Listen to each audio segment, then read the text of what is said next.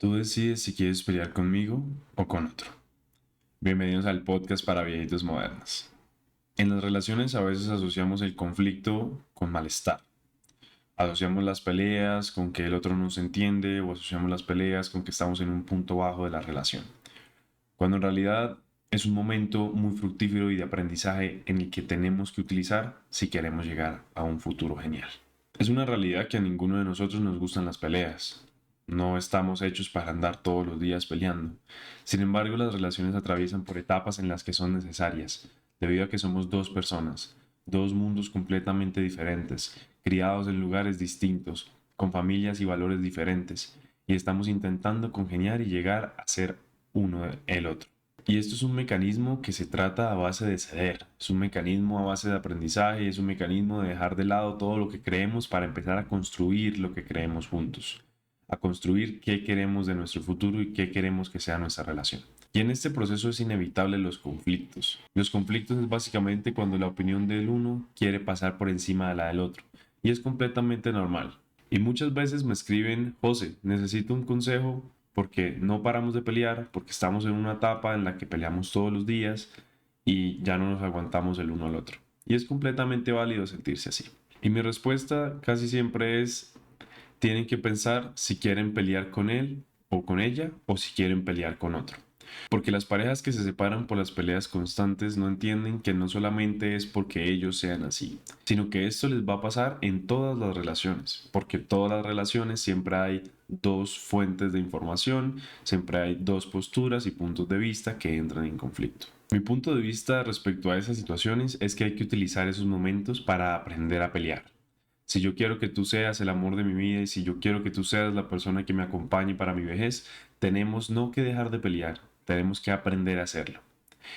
De esa forma, cada vez van siendo menos las peleas y cada vez van siendo menos intensas, menos duraderas, puesto que la primera pelea va a ser la más difícil, porque no sabemos cómo pelea el otro, porque no sabemos cómo reacciona ante ciertas palabras, porque no sabemos cómo reacciona ante ciertos estímulos que suceden en las peleas, no sabemos qué es lo que más le duele, tampoco sabemos si necesita espacio o quiere cercanía. Todas esas cosas son las que desconocemos de nuestras parejas y que solamente aprendemos en este momento, en el momento en el que empiezan las peleas constantes. Y el conflicto es parte del ser humano, el conflicto es inescapable y no hay parejas, por más perfectas que sean, que no peleen. De hecho, estadísticamente es necesario pelear.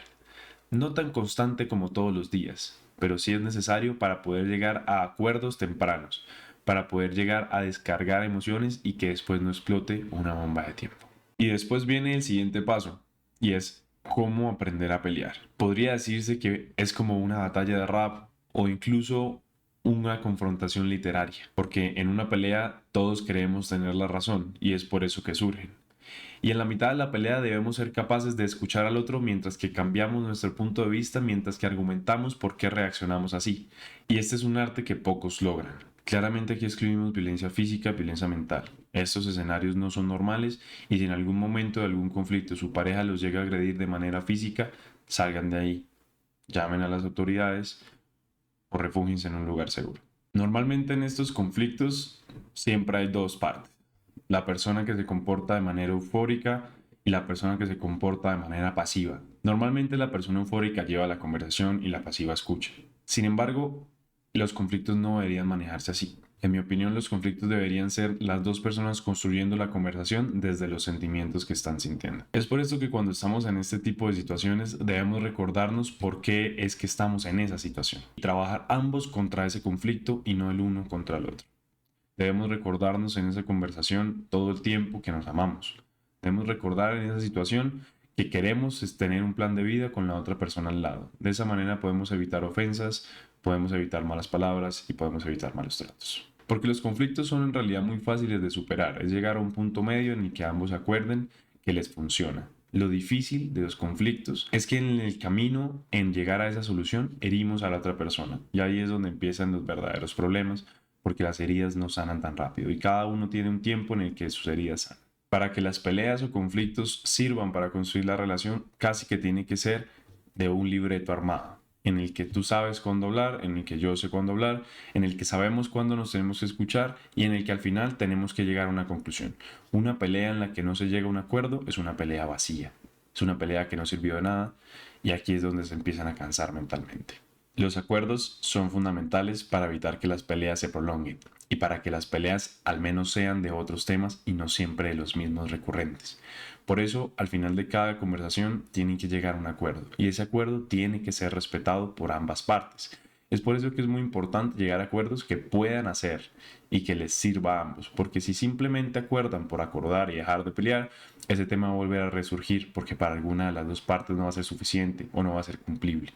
Y eso no es un escenario sano. Así que aquí no estamos debatiendo si estar con una persona que pelea o estar con una que no pelea, porque en realidad eso es casi que imposible.